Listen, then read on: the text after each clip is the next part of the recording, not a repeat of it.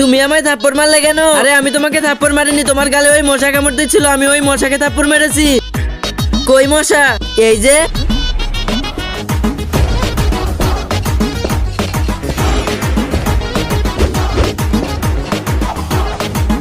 কে কামড় দিয়েছে আমার গার্লফ্রেন্ডকে?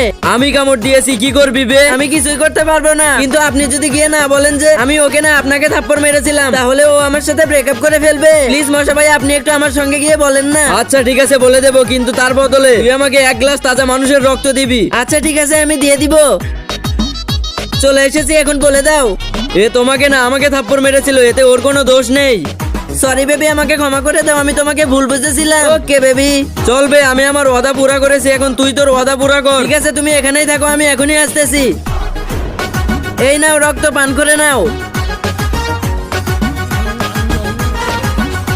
কতই না সুস্বাদু রক্ত, এত সুস্বাদু রক্ত আমি জীবনের প্রথমবার খেলাম। এই রক্তটা কার? আমার বন্ধুর। Hello guys, I am Sunny Leone. मैं कहना चाहता हूँ गाइस, আব্বে শালা, তুই আমাকে হিজড়ার রক্ত খাওয়াই দিলি, এখন যদি আমি ওর মতো হয়ে যাই। বন্ধু, তুমি যদি তোমার মাকে ভালোবাসো তাহলে ভিডিওতে একটি লাইক করে দাও, আর যদি তুমি তোমার বাবাকে ভালোবাসো তাহলে চ্যানেলটি সাবস্ক্রাইব করে দাও।